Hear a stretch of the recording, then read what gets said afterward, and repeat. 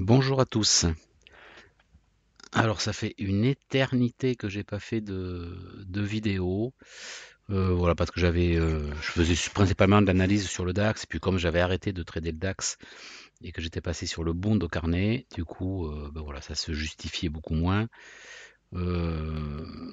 Et puis bon là, allez, aujourd'hui je dis je m'y remets avec une petite vidéo. Alors ce sera pas sur le DAX parce que je le regarde plus du tout. Mais ce sera pas non plus au carnet. J'avais fait quelques vidéos au carnet sur le Bund. Voilà, parce que j'ai passé pendant peut-être 2 ans peut-être où j'ai tradé donc vraiment au carnet sur le Bund, mais c'était du scalping. Alors ça m'a beaucoup appris sur le fonctionnement du prix, sur le fonctionnement du marché. Ça m'a vraiment appris le vrai marché, puisque maintenant je traite sur futur. Donc ça m'a vraiment appris le fonctionnement du marché, les, les différentes manipulations, en tout cas qu'il peut y avoir au carnet, et les manipulations du marché. Alors ça m'a fait pas mal évoluer dans mes analyses, dans mes prises de position, ce que l'on va voir tout de suite sur un trade que j'ai pris ce matin. Donc c'est un trade que je pris parce qu'en ce moment, alors depuis 2 mois, mais de manière très occasionnelle, en fait, je me suis amusé, puisque on en entendait vraiment de plus en plus parler, et puis j'avais jamais essayé, je me suis amusé à essayer de valider un compte propre firme. Donc les propres firmes, ce sont ces sociétés comme Topstep, Lilou, Apex. Moi, en l'occurrence, moi, c'est Apex. Elles font toutes à peu près la même chose. Et je trouve que c'est un exercice intéressant. Après, bon, il y a beaucoup de pour et pas mal aussi de contre. Voilà, c'est pas tout rose. Ces sociétés, je dirais pas que c'est de l'arnaque, mais bon, un petit peu quand même. Mais ce sont des sociétés dont toutes les règles sont faites pour mettre en échec. Puisque c'est quand même leur objectif, c'est de faire échouer de manière à ce que les traders payent des abonnements et des abonnements et des abonnements, payent des resets de compte.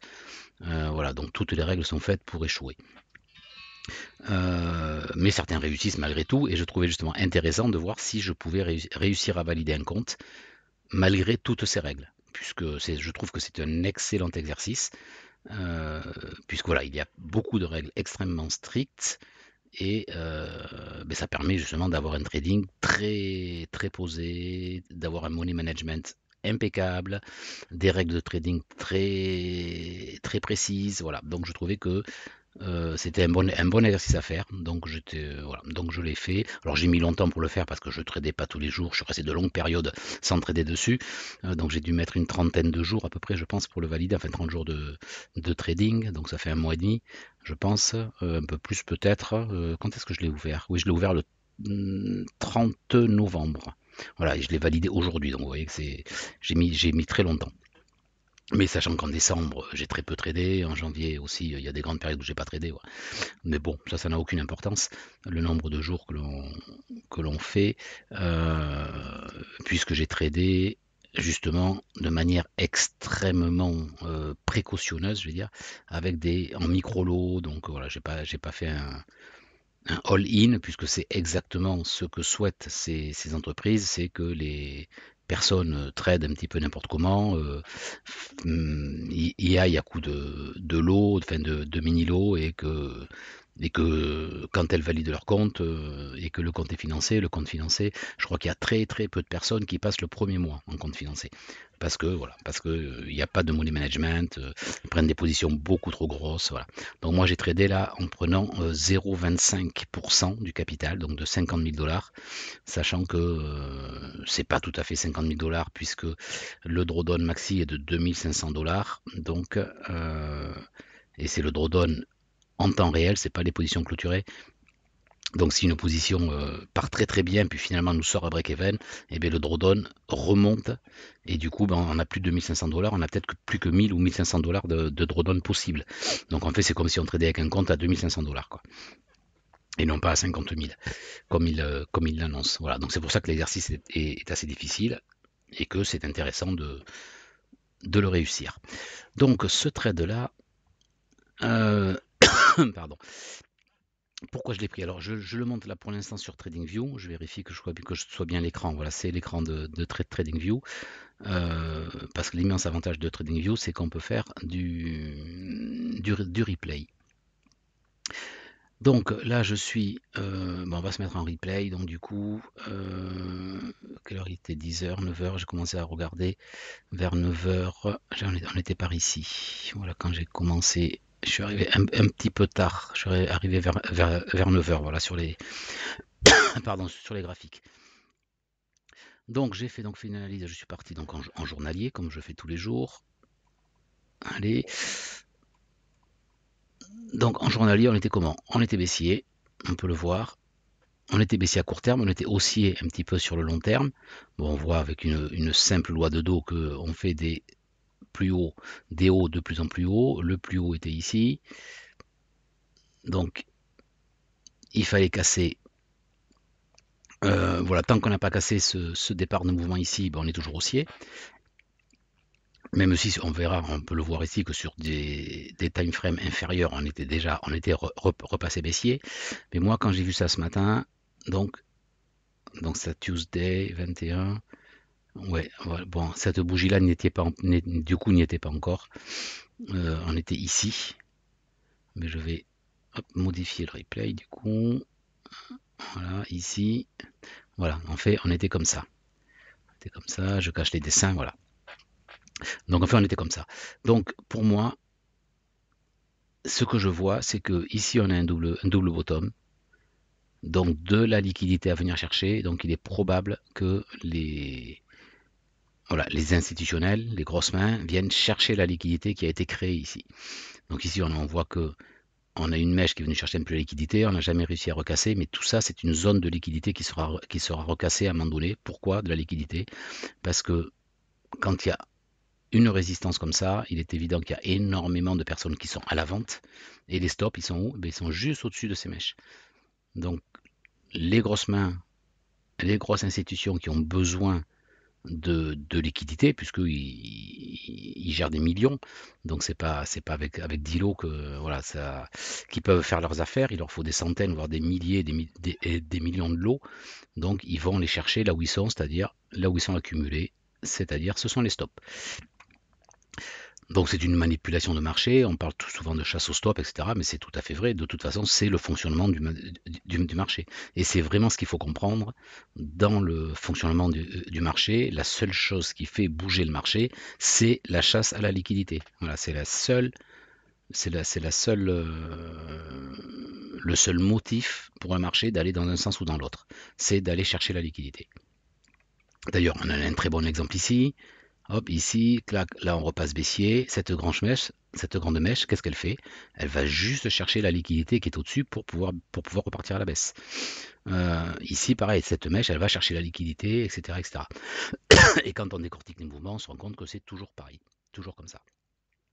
Voilà, donc mon scénario, c'était, il y a de la liquidité en bas. Pour l'instant, à court terme, on est plutôt baissier. Je pense qu'on va venir chercher la liquidité de cette mèche ici. Donc j'ai un scénario plutôt baissier. Hop, je remets les graphiques. Bon, mes traits à chaque fois, c'est l'endroit où il y a de la liquidité.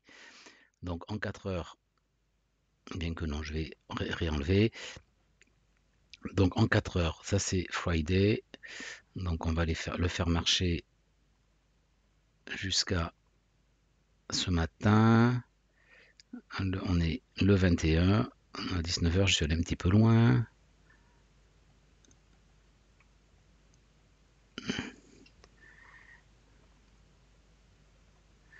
Je vais voir où est-ce que j'en suis. Voilà.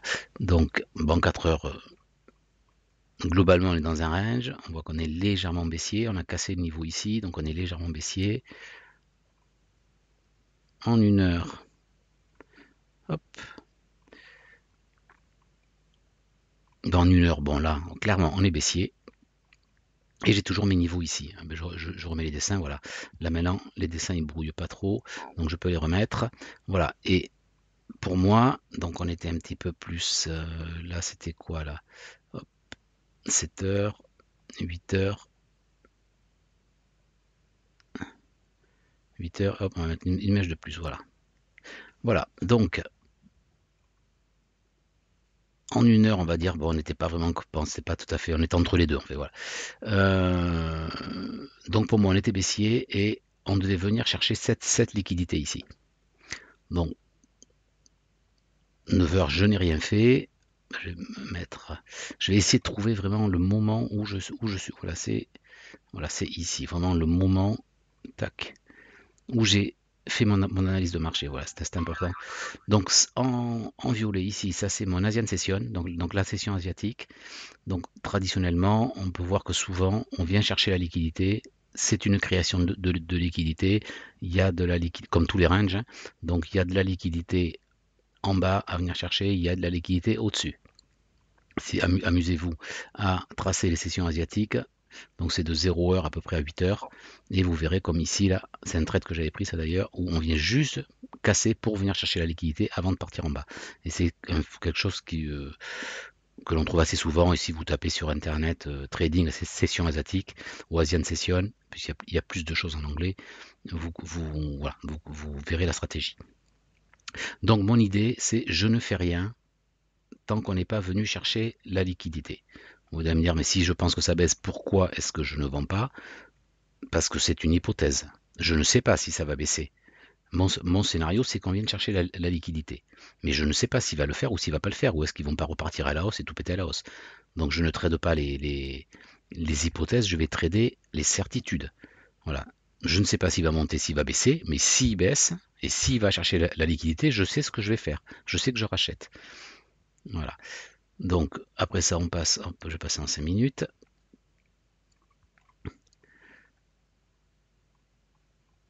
Donc du coup, on va chercher la liquidité. Voilà, hop. Alors ça va tellement vite que je vais faire en x3 et je vais me mettre en 1 minute. Alors moi, j'attends toujours un signal pour entrer. À partir du moment où on était par là, voilà, on était par là. Donc ici, j'ai tracé donc ça très très très clairement. Création de liquidité ici. Non, c'est bizarre, je pensais que je l'avais tracé. Vous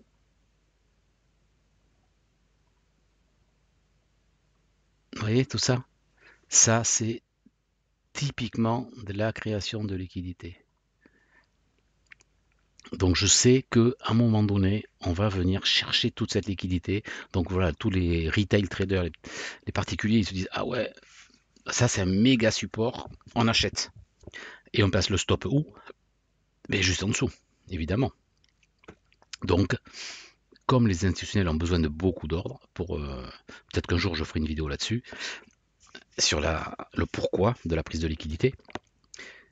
Donc, à partir du moment où j'ai eu cette grande mèche, j'ai su que la liquidité a été prise et que maintenant on était prêt à monter. Donc, j'ai tracé ma supply zone. Bon, le reste, je vais l'effacer. C'est pas peine qu'on ait tout. Donc, j'ai tracé ici ma demande zone. Donc, une zone pour des raisons techniques dans lequel les prix devraient revenir, au moins toucher la zone, parce qu'ils doivent venir refermer des ordres perdants des institutions ici. Donc ils doivent revenir ici. Donc j'ai placé mon TP ici, mon ordre ici, mon stop loss juste sous la mèche, puisqu'il n'y a aucune raison que les prix reviennent sous la mèche, puisque la liquidité a déjà été prise. Donc a priori, il n'y a plus de liquidité en dessous. Donc il n'y a pas de raison que les prix reviennent. Et mon objectif, c'est le bas de l'Asian Session. Je pense que les prix vont venir chercher la liquidité sur ce dernier haut, avant peut-être soit de retracer, de repartir, soit de repartir complètement à la baisse. Ça, je n'en ai aucune idée. Donc du coup, eh bien, je positionne mon ordre. Et voilà, donc là, on vient de chercher. Bon, je l'ai mis là, mais en fait, voilà, il était là. C'est pas. C'est en fait, parce qu'en fait, je ne l'ai pas positionné sur TradingView. Je l'ai positionné sur les futurs. Donc hop, donc je mets, hop, je vais, et puis voilà. Donc là, j'ai mis à break even. Ici, quand on a cassé ce niveau-là, j'ai mis à break even. Et le prix, tranquillement, il monte, clac, il m'exécute. Vous voyez comment c'est intéressant ça. Comment est-ce qu'il est vraiment, vraiment venu chercher la liquidité ici. Vous voyez, cette liquidité, il a pris la liquidité et bam, il est reparti à la baisse. Alors après, je me souviens plus ce qu'il a fait, puisqu'après, moi, j'ai arrêté de trader, donc je sais pas. Bon, il a rangé, il est revenu là. On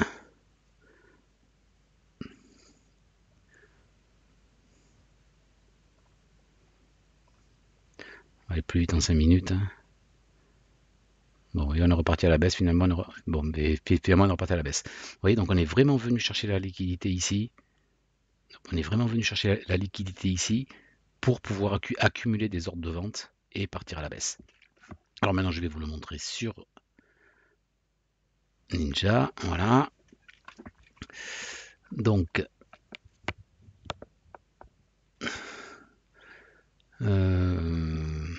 hop, voilà, tac. Donc ça, ce sont donc voilà mes deux comptes actuellement. J'ai deux comptes. Il y en a un que j'ai ouvert donc fin novembre et l'autre fin décembre, je pense.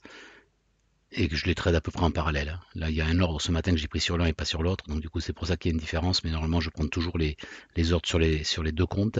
Donc celui-ci à 53 023, ben, j'ai coupé ce matin dès qu'il a atteint les 53 000, puisque c'était mon objectif pour valider le compte. Donc là, il est validé, et puis l'autre, il n'est pas encore. Mais je ne veux pas le valider en même temps. De toute façon, je préfère qu'il y ait un délai entre les deux. Donc, ici, voilà, c'est exactement ce que l'on vient de voir. Ah oui, voilà, ça c'est la liquidité en H1 dont je vous ai parlé tout à l'heure. Voilà, donc il y avait ça, c'est la liquidité que j'attendais que l'on vienne chercher. On est venu la chercher. Ici, on l'a prise. Ici, on a vraiment créé la liquidité en faisant croire à tout le monde que c'était un méga support que jamais il lâchera. Poum, on a pris la liquidité, on a cassé. J'ai eu mon signal d'entrée puisqu'on a cassé. Oui, ça je vous l'ai pas dit. Pourquoi je suis rentré là? Enfin, comment est-ce que je suis rentré? Hop. Donc,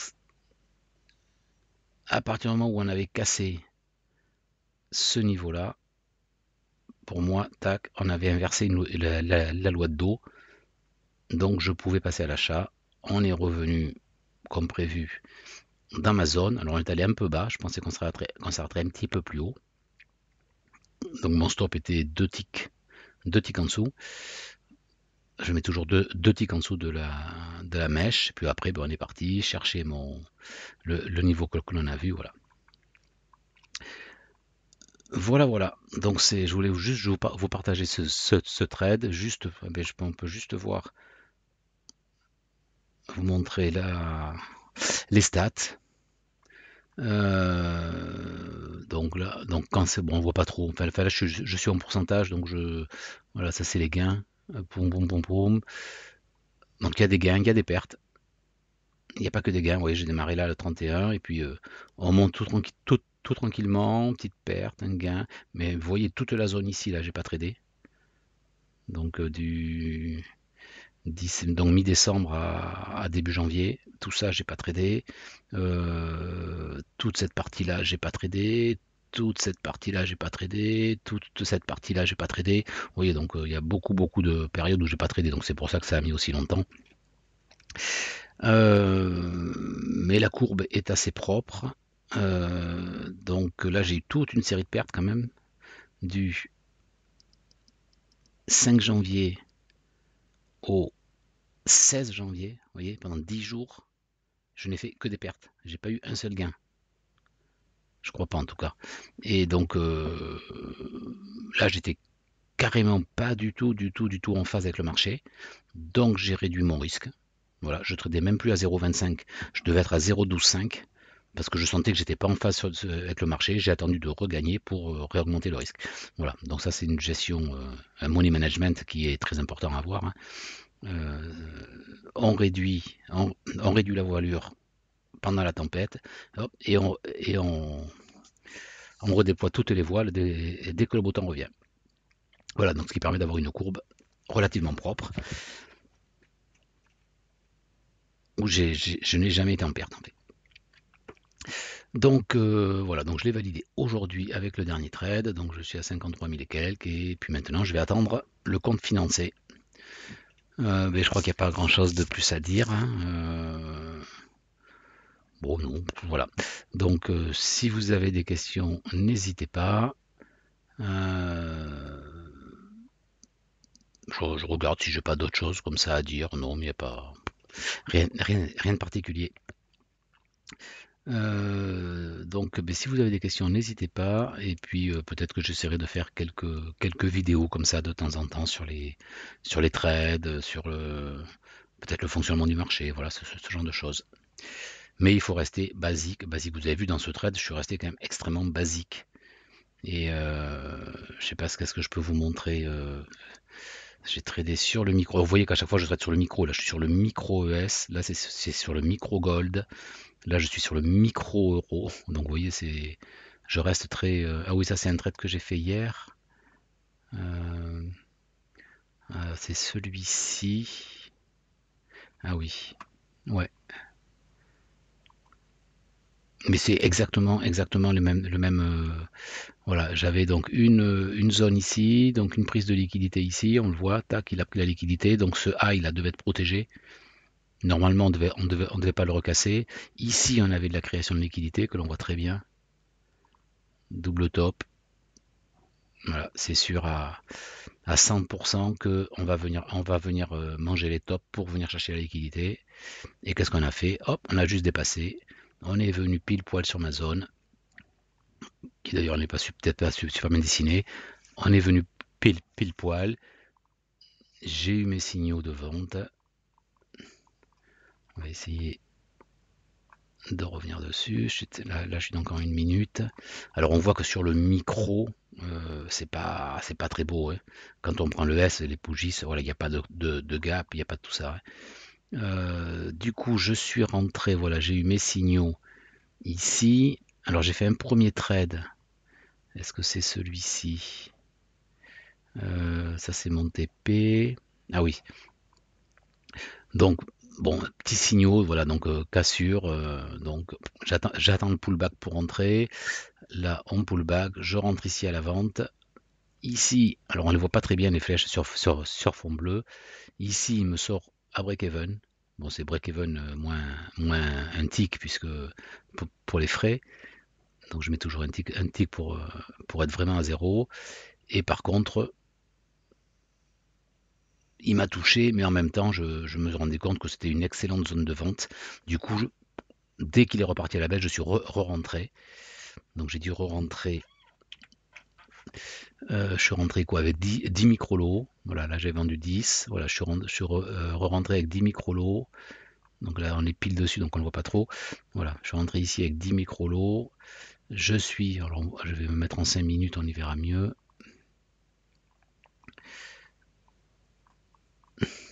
Voilà, je suis rentré donc ici avec 10 micro-lots. Mon TP1 était ici, la prise de liquidité ici. Voilà, sur ce niveau, voilà, j'étais à peu près certain qu'on allait venir chercher la liquidité qui était en dessous.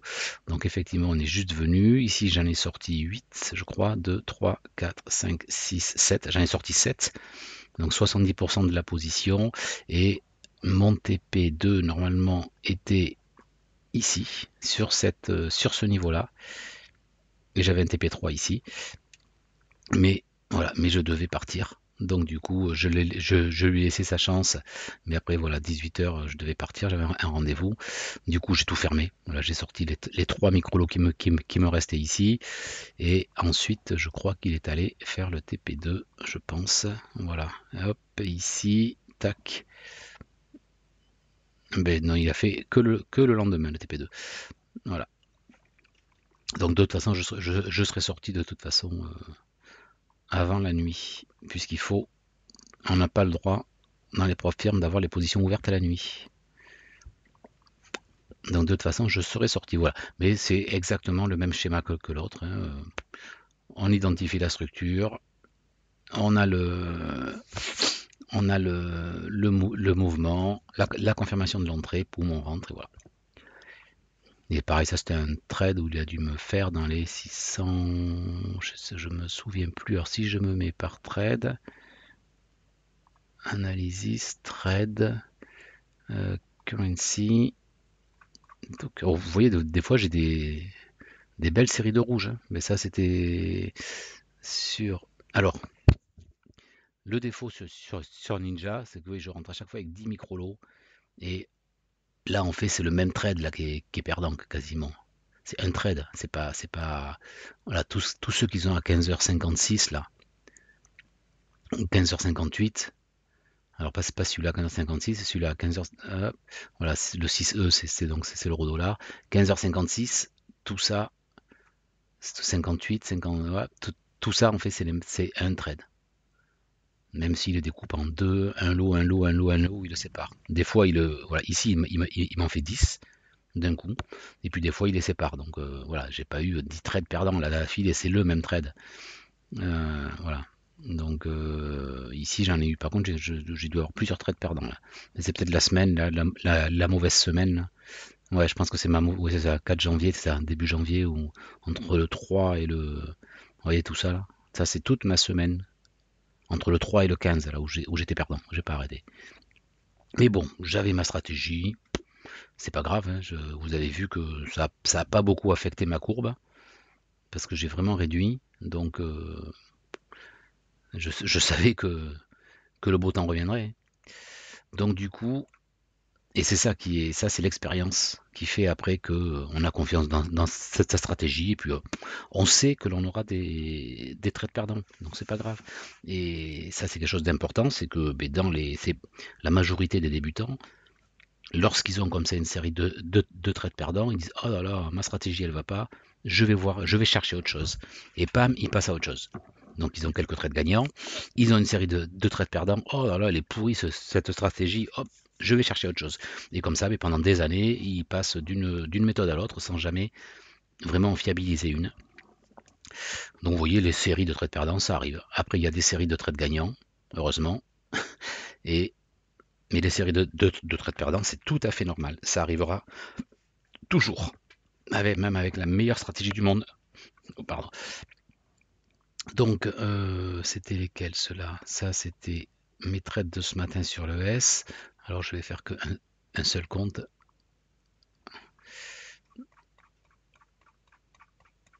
Hop, voilà. Donc ça c'était un petit trade sur le matin aussi que j'ai pris ce matin sur la news de la livre. C'est un trade sur l'euro et la news sur la livre me l'a fait complètement exploser. Je suis rentré et mon stop loss a été touché, je pense, tout de suite, hein. J'allais dire dans les secondes, mais peut-être pas dans les secondes. Voilà, dans une minute exactement. Le trade a duré 59 secondes. Voilà. Donc voilà, c'est vraiment là sur un mouvement impulsif. Et donc le trade dont je vous parlais sur l'euro, voilà, 10h11, c'est celui-ci là. Il a comment, enfin j'ai rentré les 10 micro-lots, ils sont là, 2, 3, 4, 5, etc. Jusqu'à 10h11, jusqu'à ici. Tout ça, c'est le même trade. Donc, il m'a fait 27,50 et 27,50, 7,714. Ça fait 55, 55 et 55. Ça fait 110, 110 et 55. Ça fait 165, 165 et 50 à peu près. Ça fait 200, 210, 220, voilà. Bon, c'était pas un gros trade non plus, hein. 210, 220, c'était pas énorme non plus. Les meilleures journées, je crois qu'elles sont en 600. Généralement, quand j'ai fait un trade, que j'ai fait une bonne journée, entre 600, voilà, un trade qui se déroule bien, c'est dans les 600 $ à peu près. 600, j'en ai eu à 800, ça dépend. Mais c'est à peu près ça, voilà. Alors, si on regarde un truc intéressant, si c'est l'analysis par trade. Est-ce que je suis par trade là? Non, c'est ici, daily. Alors en weekly, la courbe est très belle, mais on va le mettre par trade. Hop, et on va voir que, voilà. Alors, voilà, en trade, ça ne regroupe, ça ne reflète pas la même chose qu'en argent. Vous voyez, parce qu'en nombre de trades, Bon, là, j'avais commencé un petit peu à être perdant, tout premiers trades, et puis je suis remonté, et après c'est gagnant. Alors on voit que là, mon plus gros creux, en fait, hop, et ça fait beaucoup de trades. Comme on voit ici, là, comme dès que je bouge, il y a un trade, il y a plein de trades, et en fait, c'est parce qu'ils sont décomposés. C'est parce qu'ils comptent un lot, un lot, un lot, un lot, un lot. Alors pour moi, c'est un trade. C'est un trade de 10 lots. Voilà. Et on voit qu'ici, la chute est beaucoup plus importante en nombre de trades gagnants et en nombre de trades perdants qu'en argent. Juste parce que j'ai managé de manière à minimiser les risques. Donc du coup, j'ai eu un nombre de trades perdants assez important, mais en argent, ça n'a pas eu une grosse influence sur ma courbe. Voilà, et après, je suis reparti comme ça, voilà, petit à petit. Bon, c'est pas très significatif en trade parce que, comme vous avez vu, un coup, il met voilà, un trade avec 10 micro-lots, ben, un coup, il va mettre 3, 5, machin, sans qu'on sache vraiment pourquoi. Donc, du coup, ça reflète pas du tout la réalité parce que c'est intéressant quand on a toujours le même volume dans le trade. Si je faisais que des trades à 1 micro-lot, oui, ça représenterait, ou que des trades à 5 et que ce soit comptabilisé comme ça, effectivement, ce serait significatif. Mais là, c'est pas du tout significatif. C'est pour ça que ça n'a pas grand intérêt, en fait, de le regarder en trade, en tout cas avec ce décompte-là. Voilà. Allez, donc je crois que j'ai fait à peu près le tour. Le plus intéressant pour moi, ça reste en pourcentage. Voilà, ça reste en pourcent ou ça reste, voilà, c'est en pourcentage du compte. Hop, là, c'est très régulier. C'est le plus significatif pour moi. Allez, je vous laisse parce que je suis bavard, donc je sais pas depuis combien de temps. Ça fait déjà une demi-heure. Je me suis dit que je faisais une vidéo de 10 minutes. Mais bon, ça me fait plaisir de revenir et de faire quelques vidéos et de partager quelques trades et quelques astuces. Voilà. Je vous souhaite à tous une bonne semaine, de bons trades. Et puis, n'hésitez pas à mettre un pouce. Ça fait remonter la chaîne dans les sondages. Et n'hésitez pas à poser des questions par commentaire. À bientôt, au revoir.